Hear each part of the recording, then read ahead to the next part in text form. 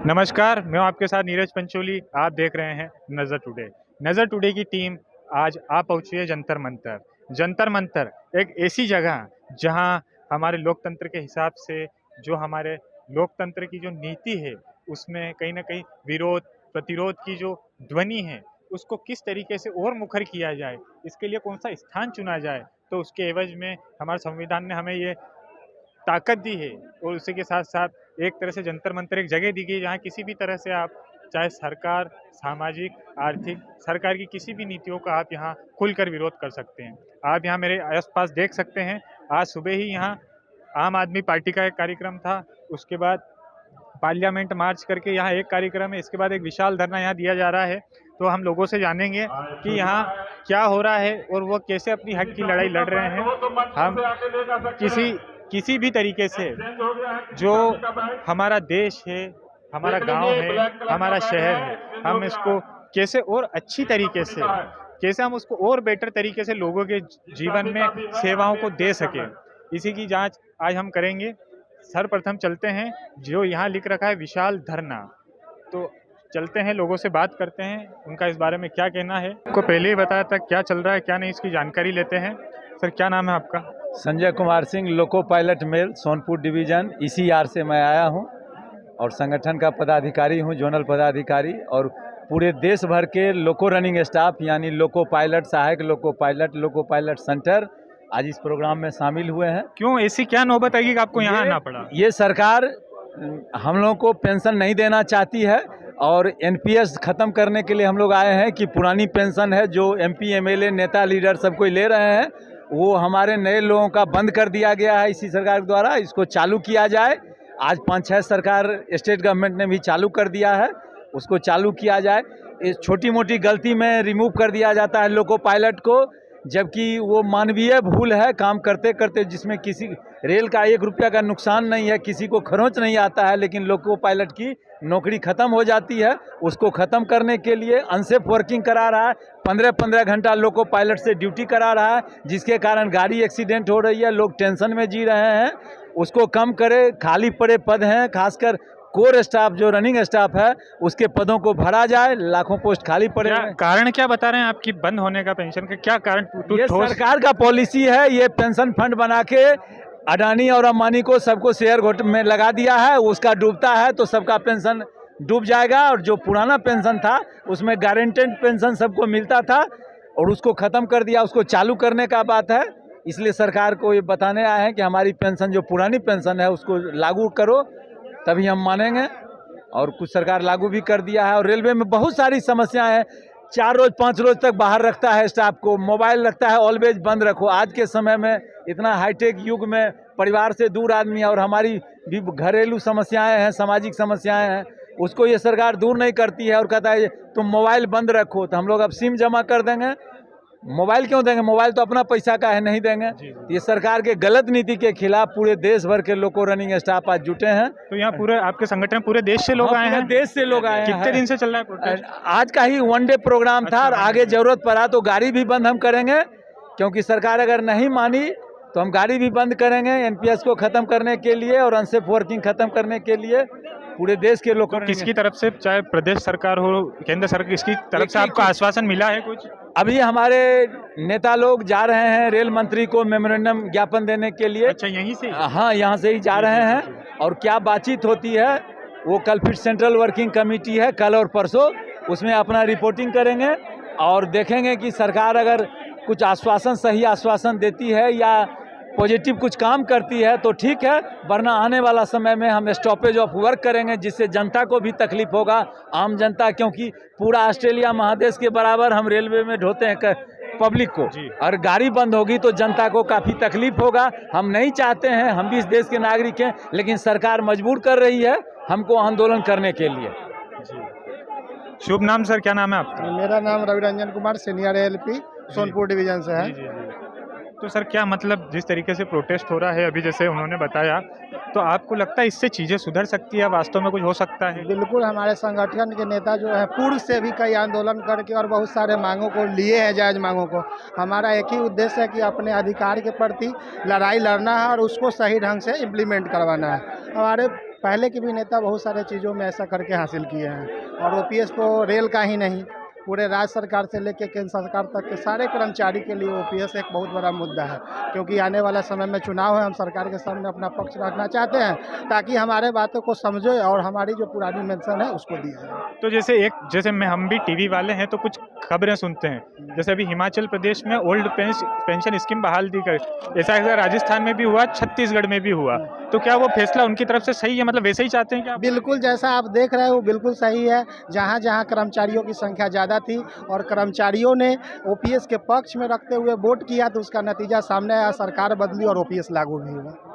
और हम भी यही चाहते हैं कि सरकार यदि हमारा ओपीएस लागू कर दे तो हम उनके साथ हैं, हमसे उनसे कोई विरोध थोड़ी है। हमारा जो बुढ़ापे की लाठी है उसको दे दिया जाए, सब दिन हम उनके साथ रहेंगे। ये तो उसका क्या कारण बता रहे हैं कि पेंशन रोकने या बंद करने का कारण क्या बता रहे हैं ठोस? अब कारण तो वो सरकार ऊपर से तय करती है कि ओपीएस देना है या एनपीएस में रखना है, ये मापदंड वो तय करते हैं। लेकिन उससे कमी या घटी का जो नुकसान है वो हम समझते हैं। वो लागू कर दिए कि नहीं हम एनपीएस देंगे, लेकिन उसका खामियाजा हमको भुगतना पड़ता है। उससे क्या परेशानी होती है उसको हम समझ रहे हैं। उसी के विरोध में हम अपनी बात को रख रहे हैं कि नहीं, एनपीएस जो है हमारे लिए फ़ायदेमंद का चीज़ नहीं है।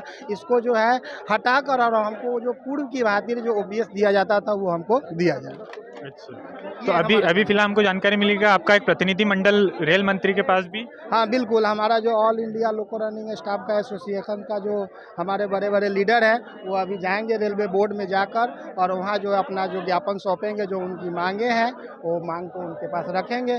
और उनका काम है कि उस मांग में कैसे वो अपने काम को ये सुधार करके और इम्प्लीमेंट करवाते हैं। उनका काम है, हमारा काम है मांग रखना। Thank you sir. सर शुभ नाम आपका? राजेश कुमार तिवारी। तो सर इससे लगता है हल निकलेगा? कोशिश तो हमारी यही रहेगी कि हल निकलेगा ही और निकलना चाहिए। हम लोग इतने दूर दूर से आए हैं। कहाँ से आए हैं आप? हम भी तो वैसे बिहार से ही आए हैं, लेकिन हमारा डिवीज़न अलग है, दानापुर डिवीज़न है। अच्छा।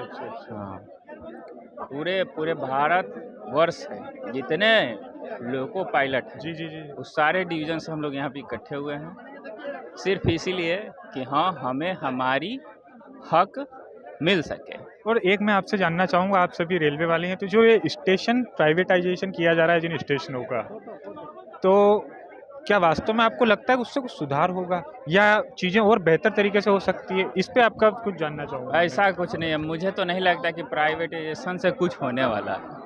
तो सरकार ने जैसे चाहे एयरपोर्ट की बात हो, रेलवे स्टेशन, कितने ऐसे बड़े बड़े रेलवे स्टेशन है सरकार ने प्राइवेटाइजेशन के लिए प्राइवेटाइजेशन उन्होंने कर तो दिया, लेकिन वो किसके थ्रू करते हैं? कोई ठेका लेता है ना जी, कोई ठेकेदार करता है।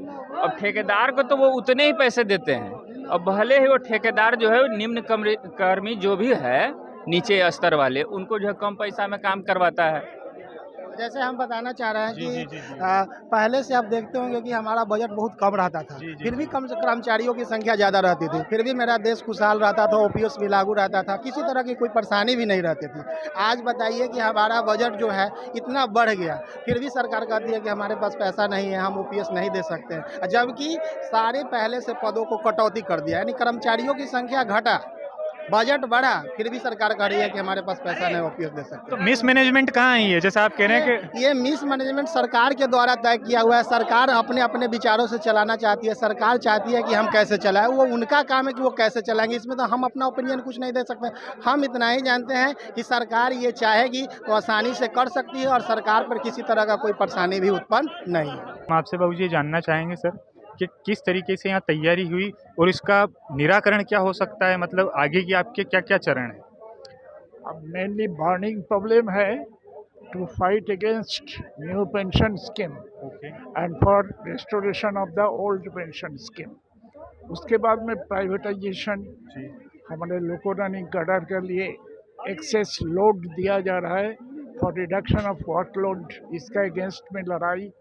उसके बाद में डिफरेंट प्रॉब्लम्स है, क्योंकि एक टूल बॉक्स कैरी कराने का एक इलीगल ऑर्डर इम्पोज कर रहा है रेलवे बोर्ड कि loco tools will be carried by loco pilot.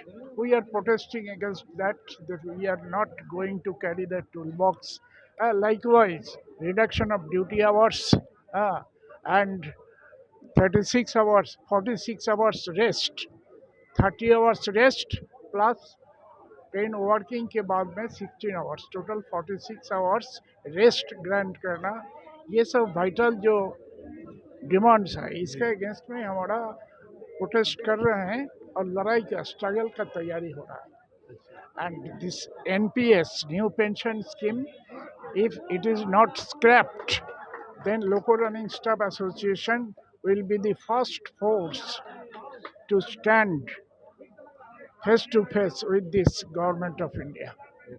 तो सर मैं ये जानना चाहूँगा कि जो आप ओल्ड पेंशन या न्यू पेंशन स्कीम की बात कर रहे हैं, तो ये बंद क्यों हुई? सरकार इसका कुछ कारण दिया है कि सिर्फ ऐसे बंद कर दी? कारण यही है कि सरकार का कहना है कि पेंशनर्स जो है, retired employees, number of retired employees has become more and more than the existing serving employees, and retired employees, they are non-productive, so why unnecessarily we shall take the burden, so much burden on our Indian economy. So their intention of this present central government to stop the total pension system. This is very dangerous situation will be created. For that, giving most priority, we are fighting tooth and nail against this new pension scheme and for restoration of the old pension scheme to save the employees. क्यों ना employee today who is serving, in near future he will also be retired, then it will be problem for him. Entire central government employees के लिए ये very dangerous one step है from this present government of India. So we are trying to fight tooth and nail against all these adverse तो sir जब हम school में थे ना, जब हम स्कूल में पढ़ते थे, तो हमको एक कहा जाता था कि तो प्रदेश स्तर की और एक राष्ट्र मतलब केंद्र स्तर की, तो प्रदेश स्तर की नौकरी में हो जाए तो अच्छी बात है, लेकिन हमको जोर दिया जाता केंद्र की नौकरी अलग होती है. लेकिन आज जब वो चीज़ें अपन देखते हैं, जब हम देखते हैं जैसे आप बता रहे हैं ओल्ड स्कीम और ये उसके बाद टूल की जो आप बात कर रहे हैं, अननेसेसरी वो धोके ले जाना पड़ता है, तो चीज़ें क्या वास्तव में वैसी है या फिर कुछ अलग चीज़ की दिखाई दे रही है? ये anti workers intention to harass the staff in different ways, तो ये सब part of conspiracy, we have to fight it. Thank you sir. Okay. पड़ता है तो ऐसा करके मतलब कितने बिंदु की मांग है आपकी? देखिए, समस्या तो अनगिनत है, जी. पर जो मानवता के अगेंस्ट है वो है कि हम पब्लिक को लेके चलते हैं जी. और पब्लिक की सुरक्षा के लिए जो मुझे देना चाहिए रेलवे को, वही नहीं दिया है. जैसे टॉयलेट का व्यवस्था नहीं है, 6-6 घंटा हम दुरंतो चला रहे हैं, वो नहीं व्यवस्था है. हमारे रेस्ट में कटौती कर रहा है. जनता और सवारी को कहाँ सुरक्षित हम ले जा पाएंगे? इन सारी चीज़ों को पेपर में उनके है, पर ग्राउंड लेवल अधिकारी नहीं देते हैं. इन सारी चीज़ों के लिए है था. समस्या तो बहुत है, लेकिन HUR का जो अंधकारमय है, वो जो हमको पीरियडिकल रेस्ट मिलना चाहिए हेडक्वार्टर रेस्ट के अतिरिक्त, ये आज भी नहीं दिया जा रहा है, जो रेलवे एक्ट और HUR के अगेंस्ट है. तो सर इसके बाद का अगला चरण क्या है? मान लिया आज प्रोटेस्ट हो गया, आपका जो भी प्रतिनिधि मंडल है वो मिल गया, इसके बाद की अगला क्या है चरण? अगला चरण हम फील्ड में भी लोगों को और उत्तेजित करेंगे और एजुकेट करेंगे, और इससे बड़ा शक्ति के साथ दूसरा रणनीति तैयार करके हम आएंगे. प्रशासन और संविधान के तहत जो प्रोविजन है करेंगे, और नहीं मरे तो नहीं अगर मानेगा प्रशासन तो करो और मरो की नीति अपनाएंगे. हम ऐसे डिकेटराइज होके मरते हैं, हम लड़के मरेंगे. लड़के मरने में जीतने की संभावना हमारी होती है, हम जीतेंगे और सरकार को दावा देंगे कि गाड़ी सुरक्षित चलाना है तो हमारी बातें मानना होगा.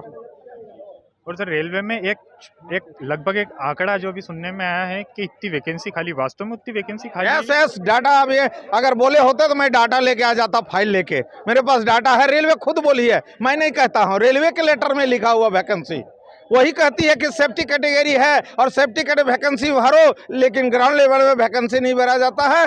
10 से 12-15 घंटा काम करा के और शॉर्टेज करके और ये काम ले जा रहा है. रेलवे खुद दोहरी नीति अपना रही है, और जनता को और भारतीय जो सवारी है इनको सुरक्षित जागना होगा कि मैं कैसे सुरक्षित यात्रा करूँ, क्योंकि जो लोको पायलट चल रहा है उसके टेंशन में है कि मैं यूरिन कब करूं, गाड़ी खड़ा होते के साथ भागने लगता है. अच्छा, मतलब इस दबाव के साथ गाड़ी चलानी पड़ती है। हाँ, इस दबाव के साथ चलानी पड़ती। आप रेलवे बोर्ड से पूछ लीजिए कि दुरंतो और शताब्दी जैसे गाड़ी के लिए जो 6-6 घंटा नॉन स्टॉप है, उसके लिए क्या व्यवस्था किया है। तो सर यहाँ कहाँ से लोग आए हैं, आपके साथी लोग? 16 जोन और पूरे इंडियन रेलवे के सारे जोन से आए हैं। ये दुर्भाग्य था कि इतना बड़ा भीड़ था, नहीं तो उतना अकेले हमारा भीड़ यहाँ दिखता था। हाँ।